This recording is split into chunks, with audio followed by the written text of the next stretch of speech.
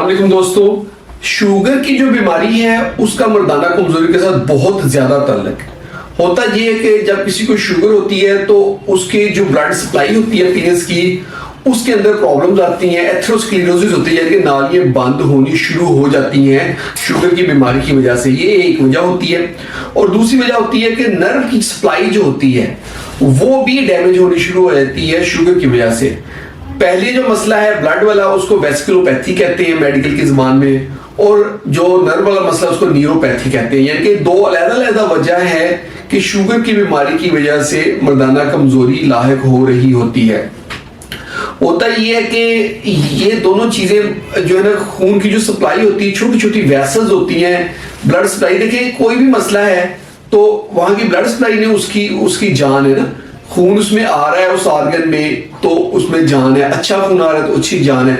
जैसे किसी के हाथ, अगर हाथ पे खून की सप्लाई रुक जाएगी, ब्लड नहीं आएगा तो हाथ काम करना छोड़ देगा, काला हो जाएगा।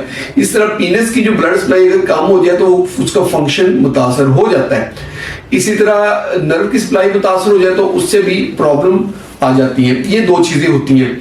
अब हमने सबसे पहले तो शुगर वाले मरीज की शुगर को कंट्रोल करना होता है। शुगर को कंट्रोल करने के लिए हम अद्वियात देते हैं, जैसे डायनल, ग्लूकोफेज, गैट्रीन वगैरह। ये सारी मेडिसिन हम देते हैं पेशेंट को, इससे शुगर कंट्रोल हो जाती है।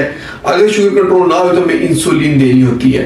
एक टेस्ट होता है HbA1c, ये हमने करवाना होता है ताकि हमें पता चले कि शुगर कंट्रोल रहती है या नहीं। सबसे पहले ये करना होता है। फिर हमने पेशेंट को टॉनिक्स देने होते हैं, जैसे विटामिन ई देना होता है, जिंक देना होता है। इसके अलावा पेशेंट को अगर हार्ट का प्रॉब्लम नहीं तो हम सिल्डेनाफिल या टेडेलाफिल दे सकते हैं, उस पेशेंट को इफेक्टिव रहती है। लेकिन आम लोगों की निस्बत सिल्डेनाफिल, टेडेलाफिल शुगर वाले मरीजों में कम इफेक्टिव होती है, उनमें असर कम करती है। तो ये ज़हन में रखें कि वो कम काम करेगी। इसके अलावा पीनस के अंदर जो इंजेक्शन लगाते हैं, जिसे कवरजेट वगैरह कहते हैं, वो लगाने से भी बेहतरी आ जाती है। शुगर के मरीजों में इरेक्शन क्रिएट हो जाती है। लेकिन ये इंजेक्शन एक तो मिलता नहीं है, दूसरा कॉस्टली बहुत है अगर मिल जाए। तीसरा ये कि पीनस के अंदर लगाना होता है, हर कोई इसको लगाने से हिचकिचाता है या लगा नहीं सकता, या उसे डॉक्टर के पास जाकर लगवाना पड़ता है। इसके अलावा पिनाइल पंप होता है, वो मैं सजेस्ट नहीं करूंगा, कोई बहुत अच्छी चीज नहीं है, उसके और बहुत सारे नुकसान आते हैं। पिनाइल इम्प्लांट में भी शुगर के मरीजों में बहुत एहतियात हमें करनी होती है, क्योंकि शुगर के मरीजों को अगर पिनाइल इम्प्लांट करें तो इन्फेक्शन के चांस जो उसको शुगर नहीं है उसकी निस्बत डबल हो जाते हैं। यानी कि अगर 100 मरीजों का पिनाइल इम्प्लांट किया है बगैर शुगर वाले और 100 का किया है शुगर वालों का, अगर बगैर शुगर वालों के 10 को इन्फेक्शन हुई है तो शुगर वालों में 20 को इन्फेक्शन होगी। इसलिए चांस भी डबल होता है शुगर वाले मरीजों का पिनाइल इम्प्लांट के लिए। बहरहाल सबसे इंपॉर्टेंट बात जो है टेक होम मैसेज है कि शुगर हो ही ना पाए। शुगर क्यों होती है? अगर किसी बंदे में बहुत ज्यादा स्ट्रेस रहता है, कोई टेंशन ज्यादा लेता है, कोई बहुत ज्यादा मोटा है, लाइफस्टाइल उसका सेडेंटरी है, बैठा रहता है, काम शाम नहीं करता, उस तरह के लोग जब मोटे होते हैं, पेट निकल आता है तो शुगर होने के चांस बढ़ जाते हैं।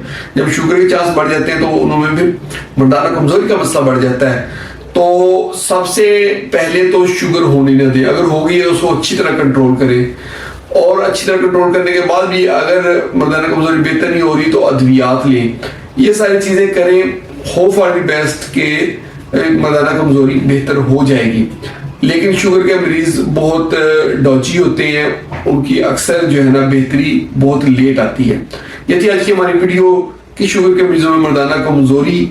होप आप लोगों को वीडियो अच्छी लगी होगी। अगर वीडियो अच्छी लगी तो उसको लाइक कर दें, उसको शेयर करें अपने दोस्तों के साथ, और हमारे चैनल को जल्दी से सब्सक्राइब करें ताकि आपको हेल्थ से रिलेटेड अच्छी वीडियोस मिलती रहें। बहुत बहुत शुक्रिया।